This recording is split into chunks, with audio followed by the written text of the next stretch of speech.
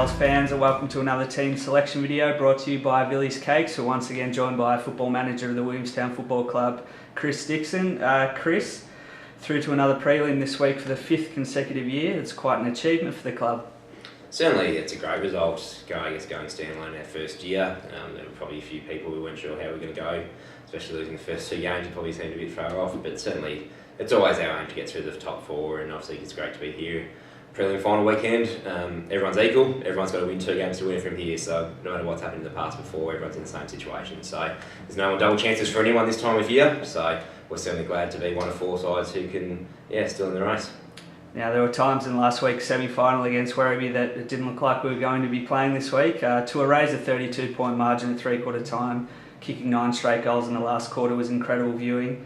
The club must be absolutely buzzing after that victory. Certainly last week, I think we saw the best and the worst of us, so it was very, form certainly fluctuated throughout the game, but that last quarter was just nothing short of outstanding, so it just showed the belief of the playing group. It showed the confidence in the playing group in Andy Collins and what he's been able to really install by them just to really stick to our structures, and I think that's the main lesson that we learned compared to the week before, that we just didn't panic.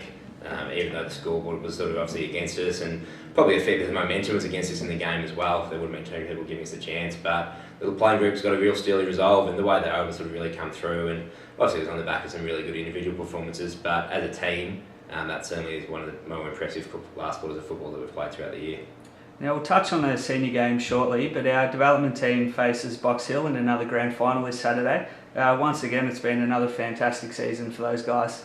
Yeah, it just always seems to be the way that Williamstown and Box Hill are just playing these epic contests. So, look, no doubt it'll be another classic. So, hopefully for everyone's heart rate that it doesn't get down to Golden Point and the situation that we had last year. But I think it just goes to show us and Box Hill both put a lot of emphasis on the development sides. We both look to bring in a lot of TAC Cup talent as well. So, it's a credit to, I think, not only our club, but the way Box Hill have been able to do that as well. So it'll be a really high quality game. There's going to be a lot of really good young emerging players in that game, which is what the development competition's about. So it'll be a fierce contest. Both teams will be out there doing everything they can to win, and hopefully it's something that we can come out on top.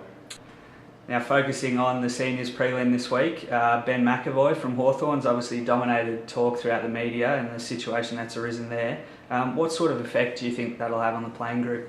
Not much, to be honest. So I think the players are well away from that. So they're really just focusing on whoever we come up against. So I think the players have really shown a steely resolve no matter what's hit them this year. Obviously with the Foxtel Cup, everything that went on there last week, being down and out and coming back against Werribee. So the players have shown a real resilience, and they know they're going to have a really tough job coming up against a lot of AFL listed players.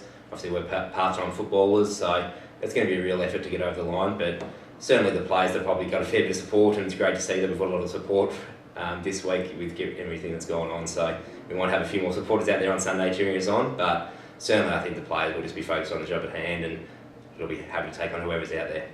Now, we've faced the Hawks twice this season and unfortunately been beaten both times. It's obviously going to be a massive challenge for the boys to go one step further than last year and make the grand final. Yeah, certainly. They're an outstanding football side. They're the reigning premiers. They'll be going in as a massive favourite, so we're certainly the big underdogs in this game. We know they've beaten us twice this year. We know we're going to have to play outstanding football to beat them, so there's not going to be too many people that probably give us a chance to win, but certainly that's just probably going to inspire the playing group even more, so we'll be doing everything we can to get over the line, and hopefully we can pull off a big upset. Let's look at the sides that face Box Hill in the preliminary final this Sunday. So from the back line, David Fay, Peter Fawkes, Cameron Lockwood. Half back, Sam Critchley. Brad Mangan, Jack Charleston. Through the middle, Ben Jolly, Willie Wheeler, Ben Davies. Half forward, Lee Masters, Scott Clouston, Nick Singh. Up forward, Ryan Ferguson, Kane Lambert, Mitch Banner. On ball, Sean Ty, Adam Marcon, Ed Carr. And on our interchange bench, Anthony Anastasio, Ben Bessay, Anton Woods, Jack Johnston, Nick Meese, Dylan Conway, Sean Hetherington, Jake Owen, and Michael Gibbons.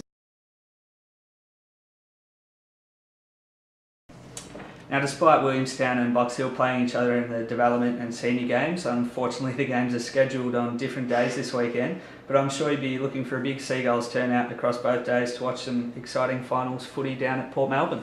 Certainly, so looking forward to seeing lots of people out there. So obviously we've got the development team playing on the Saturday at North Port Oval, so they kick off at 10:45 a.m.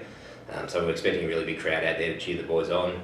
Obviously we'll have all our senior players there as well, but looking forward to us getting as much support there in blue and gold and cheering the young kids on. Hopefully they can go back to back. And then obviously on the Sunday we've got the game at 2:10 out at Northport Oval again. So it is on ABC TV, but we'd love to see as many Seagull supporters there as possible and really cheering the boys on. It's going to be really important that we're going to need all the little advantages that we can get on the day. So certainly, hopefully we can get a big crowd there. I think the Young Guns game is on before there, so there'll be plenty of young talent running around there if you want to come along and watch a bit of that before. But expecting a big crowd, I think the weather's going to be pretty good, so hopefully we can have lots of supporters there and hopefully, touch wood, we might get a couple of wins.